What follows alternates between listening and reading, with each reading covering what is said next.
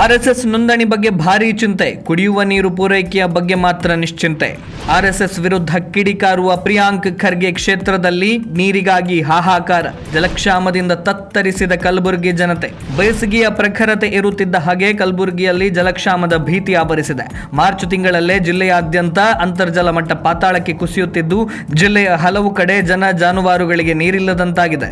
ಒಂದು ಕೊಡ ನೀರಿಗಾಗಿ ಕಿಲೋಮೀಟರ್ ಗಟ್ಟಲೆ ತೆರಳುವ, ಸರತಿ ನಿಲ್ಲುವ ಪರಿಸ್ಥಿತಿ ನಿರ್ಮಾಣವಾಗಿದೆ. ಕಲಬುರಗಿ ಜಿಲ್ಲೆಯ 286 ಗ್ರಾಮಗಳಲ್ಲಿ ಕುಡಿಯುವ ನೀರಿನ ಸಮಸ್ಯೆ ಎದುರಾಗಿದ್ದರೂ ಕೂಡ ಕಲಬುರಗಿಯ ಉಸ್ತುವಾರಿ ಸಚಿವರು, ಪ್ರಭಾವಿ ಮಂತ್ರಿಗಳು ಹಾಗೂ ಪಂಚಾಯತ್ ರಾಜ್ ಇಲಾಖೆಯ ಅಡಿಯಲ್ಲಿ ಬರುವ ಏಕಗ್ರಾಮ ಕುಡಿಯುವ ನೀರು, ಬಹುಗ್ರಾಮ ಕುಡಿಯುವ ನೀರು ಹಾಗೂ ಶುದ್ಧ ಕುಡಿಯುವ ನೀರಿನ ಘಟಕಗಳ ಜವಾಬ್ದಾರಿಯನ್ನ ಹೊಂದಿರುವ ಪ್ರಿಯಾಂಕ್ ಖರ್ಗೆ ಅವರಿಗೆ ತಮ್ಮ ಜಿಲ್ಲೆಯ ಜಲ ಅಭಾವವನ್ನು ನೀಗಿಸಲು ಸಾಧ್ಯವಾಗಿಲ್ಲ.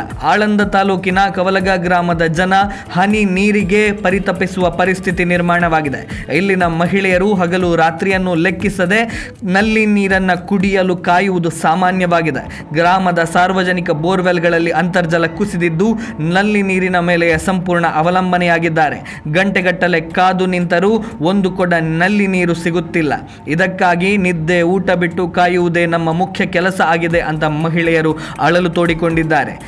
ಬಿಸಿಲಿನ ತಾಪ ಏರುತ್ತಿದ್ದ ಹಾಗೆ ಕೆರೆ, ಕಟ್ಟೆ ಹಾಗೂ ಹಳ್ಳಗಳು ಬತ್ತಿವೆ. ಇದರಿಂದ ಕೇವಲ ಜನರಿಗಷ್ಟೇ ಅಲ್ಲದೆ ಜಾನುವಾರುಗಳಿಗೂ ಕುಡಿಯುವ ನೀರು ಸಿಗುತ್ತಿಲ್ಲ. ಜಾನುವಾರುಗಳ ದಾಹ ತೀರಿಸಲು ಮಾಲೀಕರು ಮೈಲಿಗಟ್ಟಲೆ ಅಲಿಯುತ್ತಿದ್ದಾರೆ. ತಕ್ಷಣ ಗೋಕಟ್ಟೆಗಳನ್ನು ಭರ್ತಿ ಮಾಡಬೇಕು. ಬತ್ತಿದ ಕೆರೆಗಳಿಗೆ ಪರ್ಯಾಯ ವ್ಯವಸ್ಥೆ ಕಲ್ಪಿಸಿ ಜಾನುವಾರುಗಳ ದಾಹ ತೀರಿಸಬೇಕು ಅಂತ ರೈತರು ಆಗ್ರಹಿಸ್ತಾ ಇದ್ದಾರೆ. ದಿನ ಬೆಳಗಾದರೆ ಆರ್ಎಸ್ಎಸ್ ಮೇಲೆ ಕಿಡಿಕಾರುವ ಪ್ರಿಯಾಂಕ್ ಖರ್ಗೆ ಅವರಿಗೆ ತಮ್ಮ ಜಿಲ್ಲೆಯ, ತಮ್ಮ ಉಸ್ತುವಾರಿ ಕ್ಷೇತ್ರದ, ತಮ್ಮ ಇಲಾಖಾ ವ್ಯಾಪ್ತಿಯ ಸಮಸ್ಯೆಗಳನ್ನು ಬಗೆಹರಿಸಲು ಸಾಧ್ಯವಾಗುತ್ತಿಲ್ಲ ಅನ್ನೋದೇ ವಿಪರ್ಯಾಸ.